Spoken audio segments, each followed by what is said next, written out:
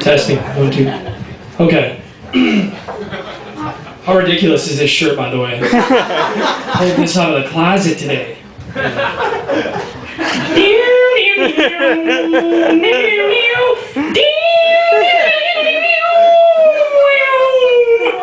Sorry, I was the opener. I thought maybe I'd do the Jimi Hendrix thing. It's not really working.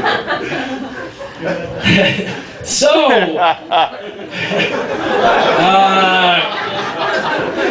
like most white kids who grew up in rural northern Michigan, I took a liking to rap music at an early age. Yeah, I like rap music a lot. People, I'm talking about like the hardcore rap music too, you know. People think there's no talent in rap, you know, I don't know, but I think it takes some talent to rap. Not many genres in the musical industry can boast their ability to put the words pussy and amicable into the same sentence and have it sound good. Rap's got that going for it. I'm into like Dr. Dre, Snoop Dogg, Warren G, Ice Cube, you know, the old school guys. They really touch on the like inner city part of all the big cities. Because I grew up in Petoskey, Michigan, so the closest thing we had to like a ghetto was a poorly lit Kmart parking lot. And sometimes the town drunk would stumble through it. And, okay.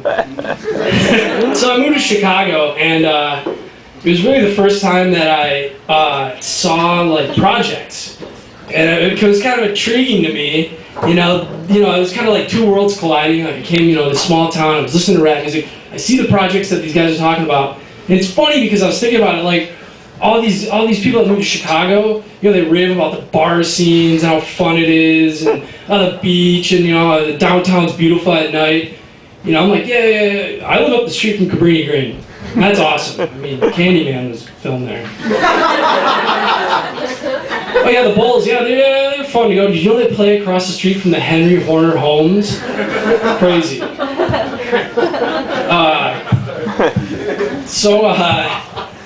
One day I was flipping through the channels on TV, and I caught, I got on Discovery Channel, and I caught one of those disaster shows. And I mean, everybody knows about these things. It's like a big thing out there, the whole disaster show.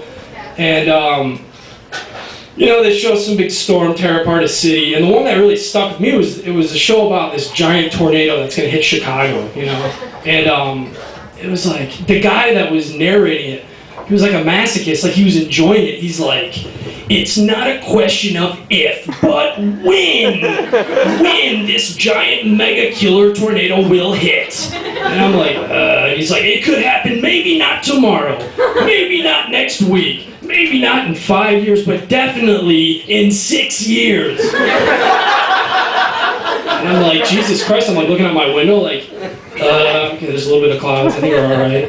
And he's going on, I'm sitting there, it's weird because I think the guy knows what you're thinking when you're watching this stuff, because I'm sitting there and, I'm thinking, oh, well, I don't know, it's Chicago, right, it's the 21st century, they're prepared for this kind of stuff, and then the guy comes on, he's like, I'm like, the buildings are good, they're gonna protect me, whatever. The guy comes on, and he's like, the buildings in Chicago have been engineered to withstand winds up to 300 miles an hour. But the glass hasn't. Once this vortex hits the Sears Tower, it's a deadly twister of sharded glass, killing everybody in its path. So I'm like, holy fuck. I'm like, all right, listen, there's got to be a warning system for this kind of stuff, right? Like, so I can at least get in my car and drive, and it's like, wrong. There are no warning systems.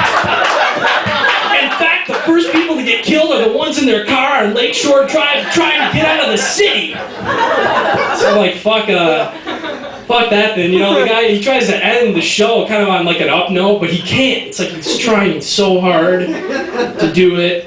And he's like, luckily Chicago hasn't been hit by a tornado in a major tornado in the last 4 years. But you never know what'll happen tomorrow. I'm like, damn, all right. So one of the funny parts of high school for me was science class, when they would show those like really like kitschy kind of like old 70s science videos, and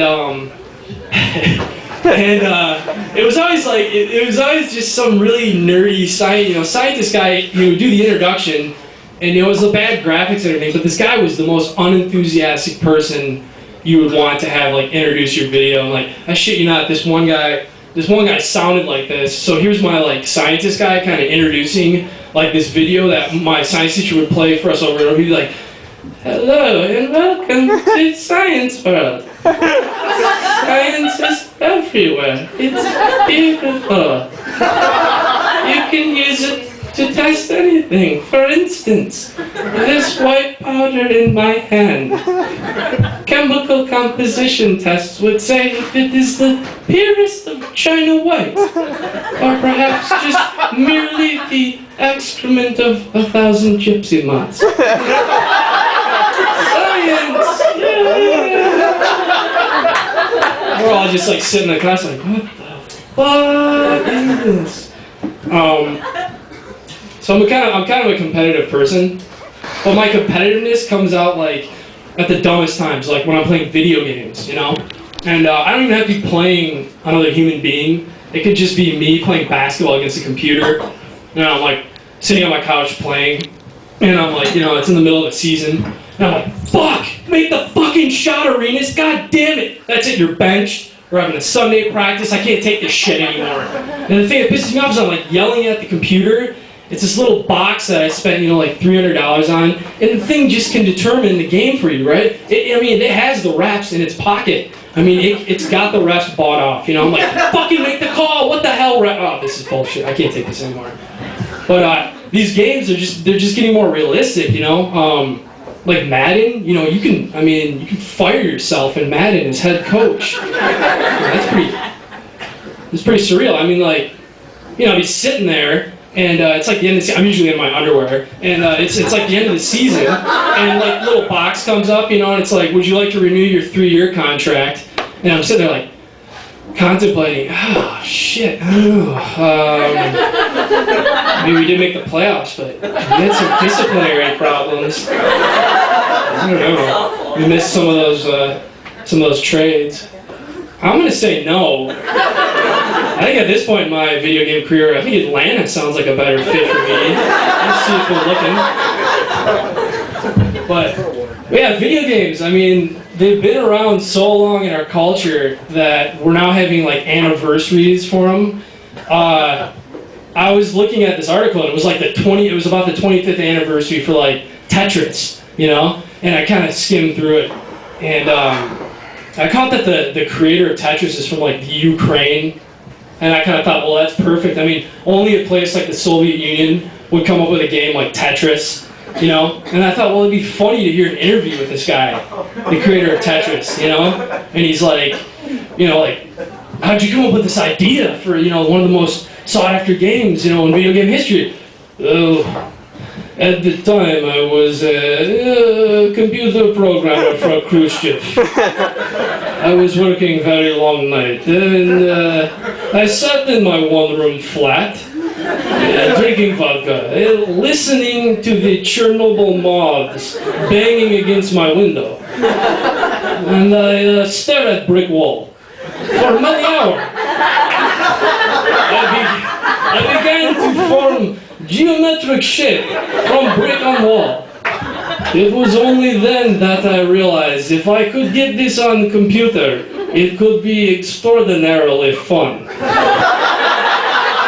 Alright, CPS, that's all I got. Thanks.